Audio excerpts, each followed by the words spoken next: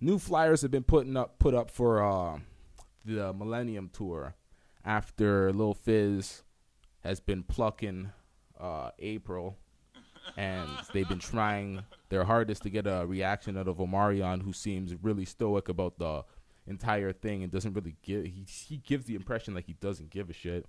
Like, that's his old work. He's over her, and she's doing whatever she wants to do. She can be happy. He can be happy. That's the approach that he's taken. Yeah, that's the approach he's taken to it. But really and truly, we don't really know what he feels. He's just really. Vlad said when he interviewed him that he's the best media trained person he's ever interviewed of all his years interviewing. He's the most media trained.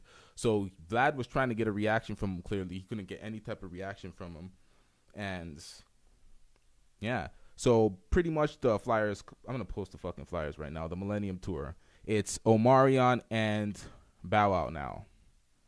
They took out the whole B2k. They were complaining on Love and Hip Hop that, you know, Lil Fizz's action is stopping the bag and they're not taking the tour overseas and blah, blah, blah, because months ago they were on the tour and they were doing shit. Although Fizz was doing shit with Apryl, Omarion was still doing the tour with them. He's being professional. Raz B had his little moment where he wanted to drop out the tour. Omarion reeled him back in, kept the professionalism up, kept the tour up. None of this shit is Omarion's fault.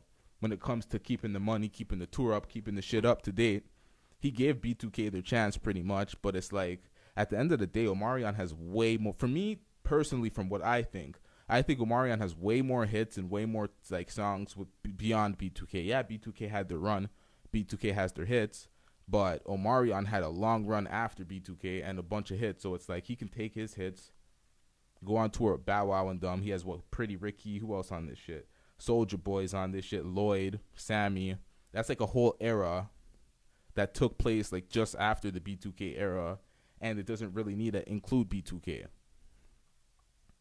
So I think that was very cunning of Omarion to take his talents elsewhere and continue the tour and not have to be bothered with, you know, this whole Love and Hip Hop shit and Apryl and Fizz making a mess of his life. And that's why he kept saying they need to change the narrative, because they do need to change the narrative, because if you're happy and then you guys found a situation that was good for you, then just be happy. We don't need to bring Omarion into your situation. You don't got to talk about how he feels and that type of shit, because you guys are doing your own thing. And for the most part, the public's not rocking with the relationship. I haven't seen anybody really stand up and be like, yo, love is love, yo. Let them love. Let them live. You find who you find. I haven't heard anybody say that type of bullshit. So it's like,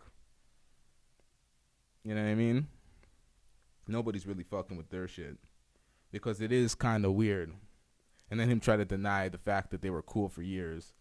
It's like, you try to say they were never boys, they were never niggas like that. They were just bandmates and work buddies and all that bullshit. So, you know, he misrepresented the shit, although there's plenty of evidence to show that they were cooler than what he tried to represent it as. Fizz, I'm talking about, because Fizz was trying to save face. But nonetheless, you know, you just cropped yourself out of a bag. So that's what happens when you make those type of decisions. What else do we got?